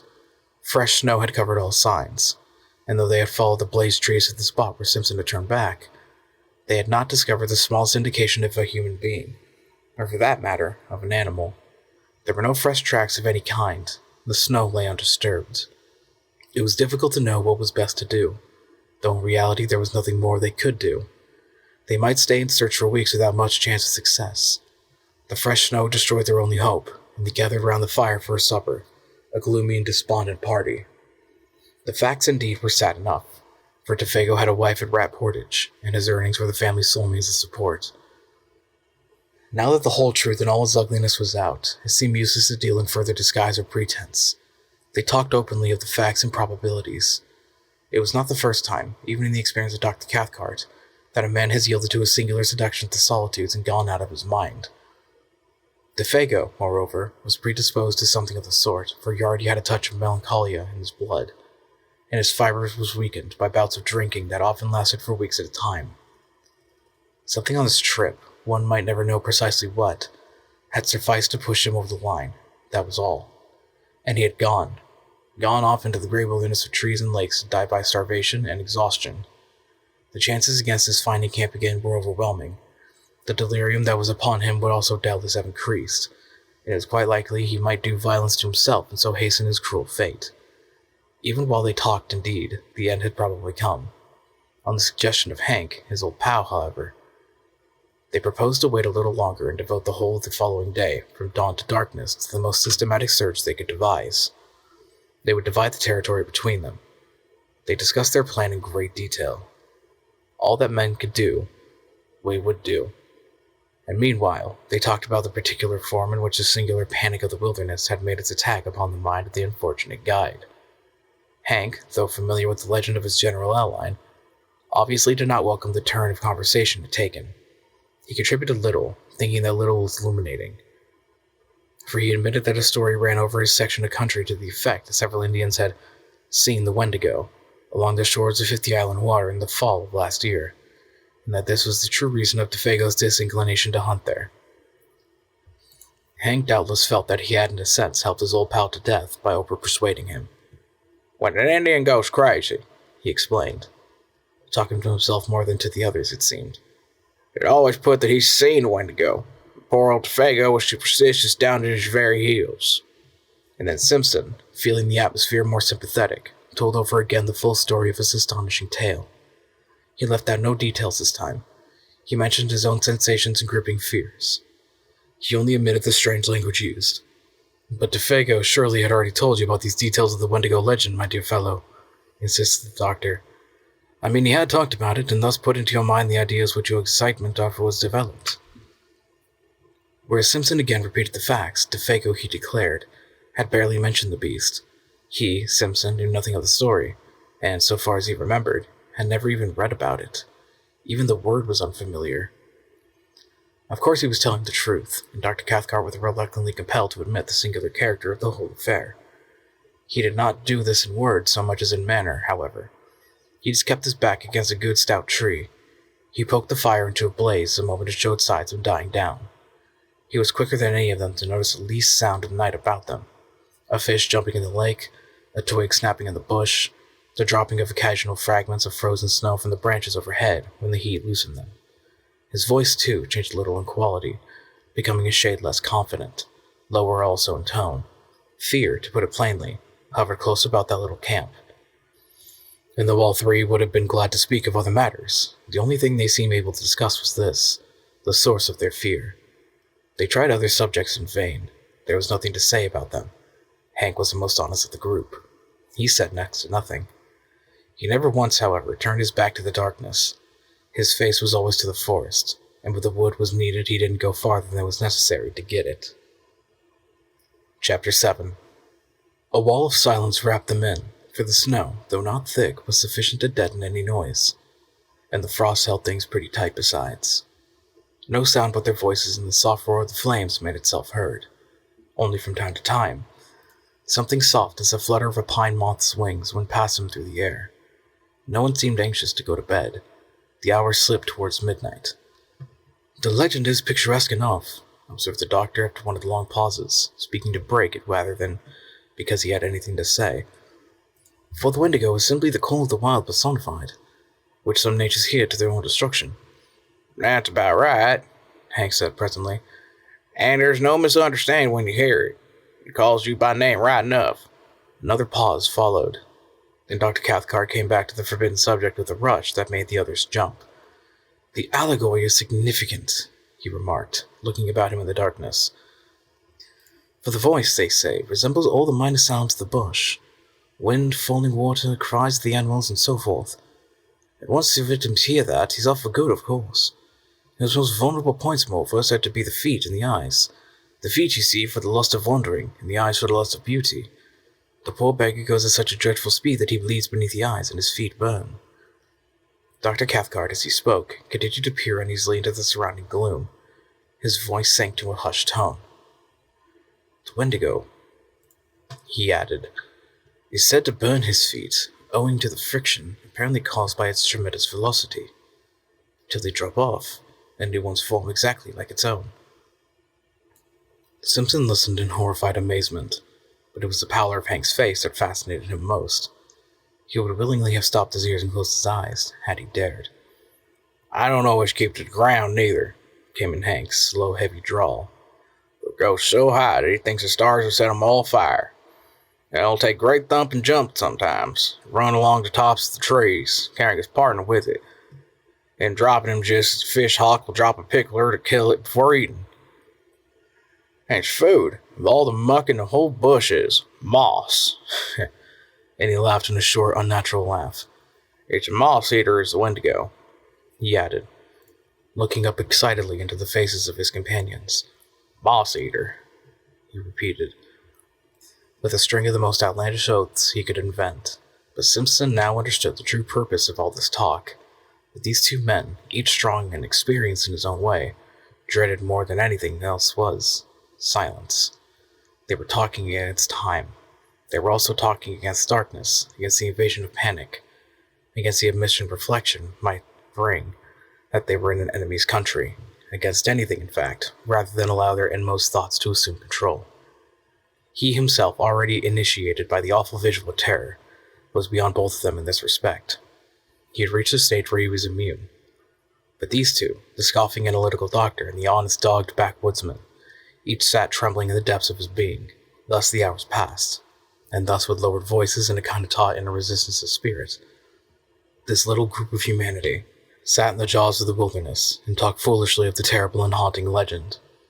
It was an unequal contest, all things considered, for the wilderness had already the advantage of first attack, and of a hostage. The fate of their comrade hung over them with a steadily increasing weight of oppression that finally became insupportable. It was Hank, after a pause longer than the preceding ones which no one seemed able to break, who first let loose all this pent-up emotion in a very unexpected fashion. By springing suddenly to his feet and letting out the most ear-shattering yell imaginable into the night. He could not contain himself any longer, it seemed. To make it carry even beyond an ordinary cry, he interrupted his rhythm by shaking the palm of his hand before his mouth. "Joseph Defago," he said, looking down at the other two with a queer, defiant laugh. "For it's my belief," the sandwich oaths may be omitted, "that my old partner's not far from us at this very minute." There was a vehemence and recklessness about his performance that made Simpson, too, start his feet in amazement, and betrayed even the doctor into letting the pipe slip from between his lips. Hank's face was ghastly, but Cathcart showed a sudden weakness, a loosening of all his faculties, as it were. Then a momentary anger blazed into his eyes, and he, too, though with deliberation born of habitual self-control, got upon his feet and faced the excited guide. For this was unpermissible, foolish, dangerous, and he meant to stop it in the bud. What might have happened in the next minute or two one may speculate about, yet never definitely know, for in the instants of profound silence that followed Hank's roaring voice, and as though in answer to it, something went past through the darkness of the sky overhead at terrific speed. Nothing of necessity very large, for it displaced much air, while down between the trees there fell a faint and windy cry of a human voice, calling in tones of indescribable anguish and appeal. "Oh, on fire hot! Oh, my feet of fire! My burning feet of fire!" White to the very edge of his shirt, Hank looked stupidly about him like a child. Dr. Cathcart uttered some kind of unintelligible cry, though as he did with an instinctive movement of blind terror toward the protection of the tent, then halting in the act as though frozen. Simpson, alone of the three, retained his presence of mind a little. His own horror was too deep to allow of any immediate reaction.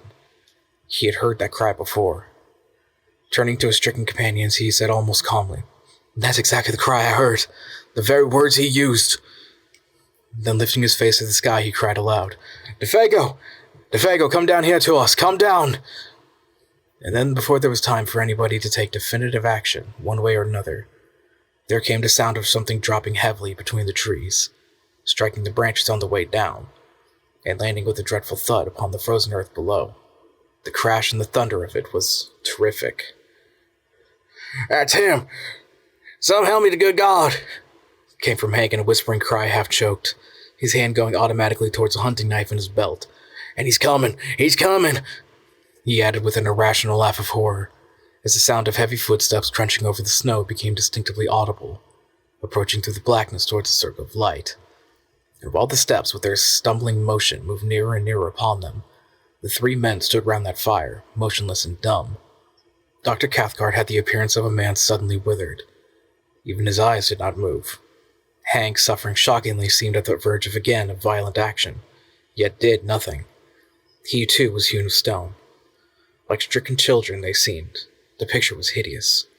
And meanwhile, their owner still visible. The footsteps came closer, crunching the frozen snow.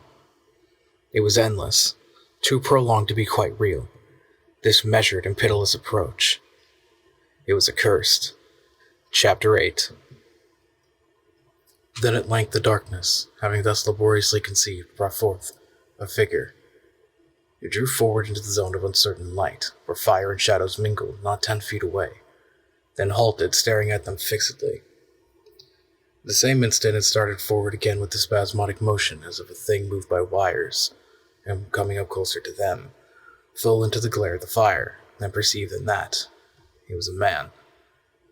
And apparently this man was Defago. Something like a skin of horror almost perceptibly drew down in that moment over every face, and 3 pairs of eyes shone through, as if though they saw the frontiers of normal vision into the unknown. Defago advanced, his tread faltering and uncertain. He made his way straight up to them as a group first, then turned sharply and peered close into the face of Simpson. The sound of a voice issued from his lips. "Here I am, Boss Simpson. I heard something calling me." It was a faint, dried-up voice made wheezy and breathless as by immense exertion. "I'm having a regular hellfire kind of a trip, I am." And he laughed, thrusting his head forward into the other's face. But that laugh started the machinery of the group of waxwork figures with the wax-white skins. Hank immediately sprang forward with a stream of oaths so far-fetched that Simpson did not recognize them as English at all. But though he had lapsed into Indian or some of the lingo, he only realized that Hank's presence, thrust thus between them, was welcome, uncommonly welcome. Dr. Cathcart, though more calmly and leisurely, advanced behind him, heavily stumbling. Simpson seemed so hazy as to what was actually said and done in those next few seconds, for the eyes of that detestable and blasted visage peering in such close quarters into his own utterly bewildered his senses at first. He merely stood still. He said nothing. He had not the trained will of the older men that forced him into action in defiance of all emotional stress. He watched them moving as behind a glass that half destroyed the reality. It was dreamlike, perverted. Yet through the torrent of Hank's meaningless phrases, he remembers hearing his uncle's tone of authority, hard and forced, saying several things about food and warmth, blankets, whiskey, and the rest. And further, that whiffs of that penetrating, unaccustomed odor, vile yet sweetly bewildering, assailed his nostrils during all that followed. It was no less a person in himself, however, less experienced and adroit than the others thought he was, who gave instinctive utterance to the sentence that brought a measure of relief into the ghastly situation, by expressing the doubt and thought in each one's heart. "It is you, isn't it, Defago?" he asked under his breath, horror breaking his speech. And at once Cathcart burst with the only loud answer before the other had time to move his lips. Of course it is, only, can't you see, he's nearly dead with exhaustion, cold and terror. Isn't that enough to change a man beyond all recognition?" It was said in order to convince himself as much to convince the others. The overemphasis alone proved that. And continually, while he spoke and acted, he held their handkerchief to his nose. That odor pervaded the camp.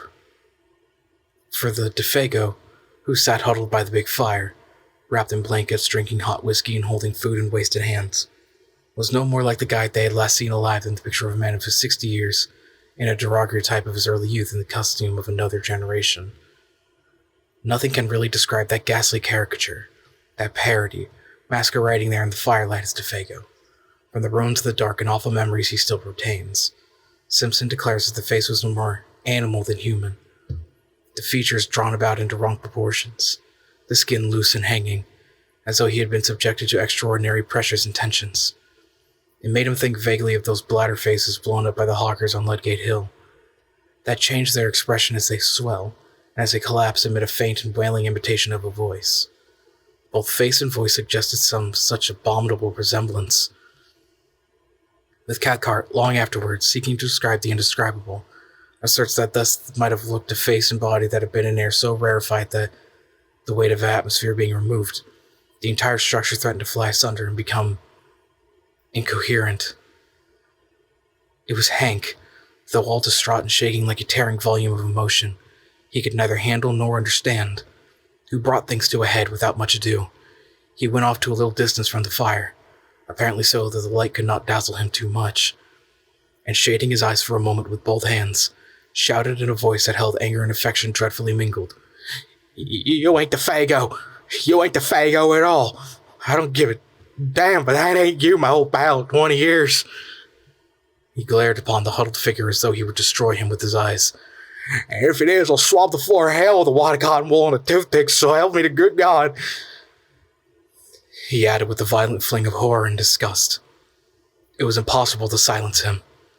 He stood there shouting like one possessed, horrible to see, horrible to hear. Because it was the truth.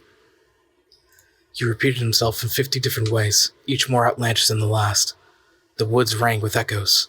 At one time it looked as if he meant to fling himself upon the intruder, for his hand continually jerked towards the long hunting knife in his belt. But in the end he did nothing, and the whole tempest completed itself very shortly with tears. Hank's voice suddenly broke. He collapsed on the ground, and Cathcart somehow or other persuaded him at last to go into the tent and lie quiet. The remainder of the affair, indeed, was witnessed by him from beyond the canvas, his white and terrified face peeping through the crack of the tent door flap. Then Dr. Cathcart, closely followed by his nephew who stood so far had kept his courage better than all of them, went up with a determined air and spoke opposite to the figure of Defago, huddled over the fire. He looked him squarely in the face and spoke. At first his voice was firm. "Defago, tell us what happened. Just a little, so that we know how best to help you." He asked in a tone of authority, almost of command. And at that point, it was command. At once afterwards, however, it changed in quality, for the figure turned up to him a face so piteous, so terrible, and so little like humanity, that the doctor shrank back from him as from something spiritually unclean. Simpson, watching close behind him, says he got the impression of a mask that was on the verge of dropping off, that underneath it would discover something black and diabolical, reveal it in utter nakedness. "Out with it, man, out with it!" Cathcart cried, terror running neck and neck with entreaty. "None of us can stand this much longer." It was a cry of instinct over reason. And then Defago, smiling whitely, answered in that thin, invading voice that already seemed passing over in a sound of quite another character. "I seen that grey Wendigo thing," he whispered, sniffing the air about him exactly like an animal. "I've been with it too." Whether the poor devil would have said more, or whether Dr. Cathcart could have continued the impossible cross-examination cannot be known. For at that moment the voice of Hank was heard yelling at the top of his voice from behind the canvas that concealed all but his terrified eyes. Such a howling was never heard. "His feet! Oh God, look at his feet! Look at his great changed feet!" Defago, shuffling where he sat, and moved in such a way that for the first time his legs were in full light, and his feet were visible. Yet Simpson had no time himself to see properly what Hank had seen, and Hank had never been fit to tell. That same instant, with a leap like that of a frightened tiger, Cathcart was upon him, bundling the folded blankets about his legs, with such speed that the young student caught little more than a passing glimpse of something dark and oddly massed, where moccasined feet ought to have been, and saw even that but with uncertain vision. That, before the doctor had time to do more, or Simpson time to even think a question, much less ask it, Defago was standing upright in front of them, balancing with pain and difficulty. And upon his shapeless and twisted visage an expression so dark and so malicious that it was, in the true sense, monstrous. "Now you seen it too," he wheezed. "You seen my fiery burning feet. And now, that is unless you can't save me and prevent, it's about time for..." His piteous and beseeching voice was interrupted by a sound that was like the roar of a wind coming across the lake. The trees overhead shook their tangled branches. The blazing fire bent its flames as before a blast, and something swept with a terrific rushing noise about the little camp that seemed to surround it entirely in a single moment in time. Defago shook the clinging blankets from his body, turned toward the woods behind, with the same stumbling motion that had brought him, was gone. Gone before anyone could move muscle to prevent him. Gone with an amazing blundering swiftness that left no time to act. The dark positively swallowed him, and less than a dozen seconds later, watching and listening with stricken hearts, heard a cry that seemed to drop down upon them from a great height of sky and distance.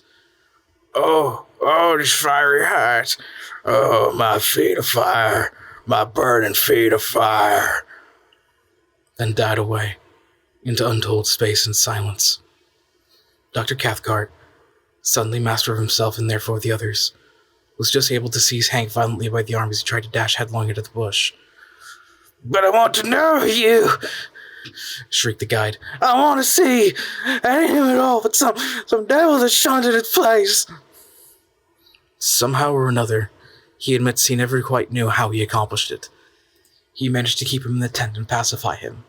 The doctor apparently had reached a stage where reaction had set in and allowed his own innate force to conquer. Certainly he managed Hank admirably. It was his nephew, however, hitherto so wonderfully controlled, gave him most cause for anxiety, for the cumulative strain had now produced a condition of lachrymose hysteria, which made it necessary to isolate him upon a bed of bots and blankets, as far removed from Hank as was possible under the circumstances.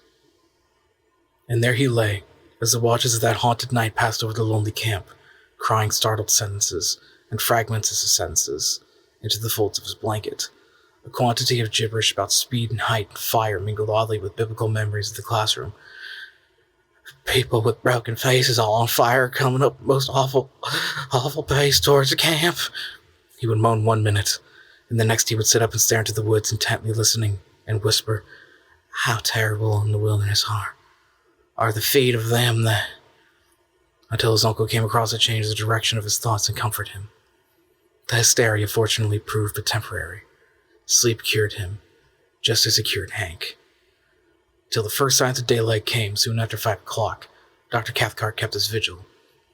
His face was the color of chalk, and there were strange flushes beneath the eyes. An appalling terror of the soul battled with his will all through those silent hours. These were some of the outer signs. At dawn he lit the fire himself, made breakfast and woke the others, and by 7 they were well on their way back to the home camp. 3 perplexed and afflicted men, but each in his own way having reduced his inner turmoil to a condition of more or less systematized order again. Chapter 9. They talked a little, and then only of the most wholesome and common things, for their minds were charged with painful thoughts that clamored for explanation, though no one dared refer to them. Hank, being nearest to primitive conditions, was the first to find himself, for he was also less complex. In Dr. Cathcart, civilization championed his forces against an attack singular enough. To this day, perhaps, he is not quite sure of certain things. Anyhow, he took longer to find himself.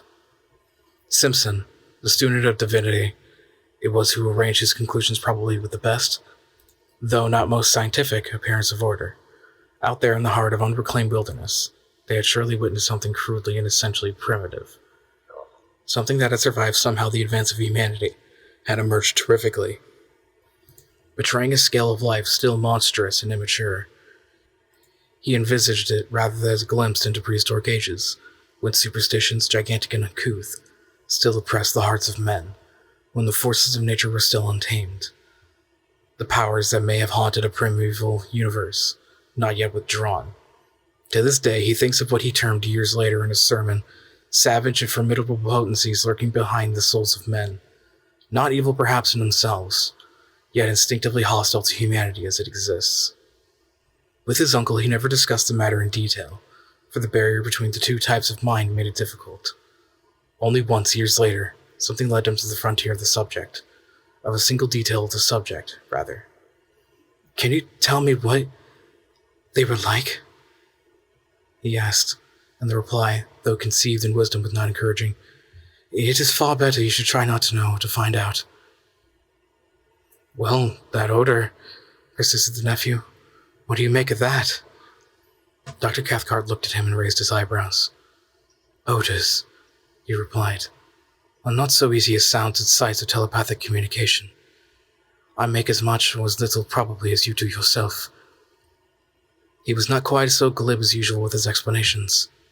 That was all. At the fall of day, cold, exhausted, famished, the party came to the end of the long portage and dragged themselves into a camp that at first glimpse seemed empty. Fire there was none, and no punk came forward to welcome them. The emotional capacity of all 3 was too overspent to recognize either surprise or annoyance. But the cry of spontaneous affection that burst from the lips of Hank, as he rushed ahead of them towards the fireplace, came probably as a warning that the end of the amazing affair was not quite yet. And both Cathcart and his nephew confessed afterwards that when they saw him kneel down in his excitement and embrace something that reclined, gently moving, beside the extinguished ashes, they felt in their very bones that this something would prove to be Defago. The true Defago returned, and so indeed it was. It is soon told, exhausted to the point of emaciation, the French-Canadian, what was left of him, that is, fumbled among the ashes, trying to make a fire. His body crouched there, the weak fingers obeying feebly the instinctive habit of a lifetime with twigs and matches. but there was no longer any mind to direct the simple operation. The mind had fled beyond recall, and with it, too, had fled memory. Not only recent events, but all previous life was blank. This time it was the real man, though incredibly and horribly shrunken. On his face was no expression of any kind whatever, fear, welcome, or recognition. He did not seem to know who it was that embraced him, or who it was that fed, warmed, and spoke to them, the words of comfort and relief. Forlorn and broken beyond all reach of human aid, the little man did meekly as he was bidden. The something that had constituted him individual had vanished forever. In some ways it was more terribly moving than anything they had yet seen. That idiot smile as he drew wads of coarse moss from his swollen cheeks and told them he was a damned moss-eater. The continued vomiting he gave the simplest food, and worst of all, the piteous and childish voice of complaint in which he told them that his feet pained him, burned like fire, which was natural enough when Dr. Cathcart examined them and found that both were dreadfully frozen. Beneath the eyes there were faint indications of recent bleeding. The details of how he survived the prolonged exposure, of where he had been, or of how he covered the great distance from one camp to the other, including an immense detour of the lake on foot, since he had no canoe, all this remains unknown. His memory had vanished completely, and before the end of the winter whose beginning witnessed this strange occurrence, Defago, bereft of mind, memory, and soul, had gone with it. He lingered only a few weeks. And what Punk was able to contribute to the story throws no further light upon it. He was cleaning fish by the lakeshore about 5 o'clock in the evening, an hour that is before the search party returned, when he saw the shadow of the guide picking its way weakly into camp. In advance of him, he declares, came the faint whiff of a certain singular odor. That same instant, old Punk started for home. He covered the entire journey of 3 days as only Indian blood could have covered it. The terror of a whole race drove him. He knew what it all meant. Defago had seen the Wendigo.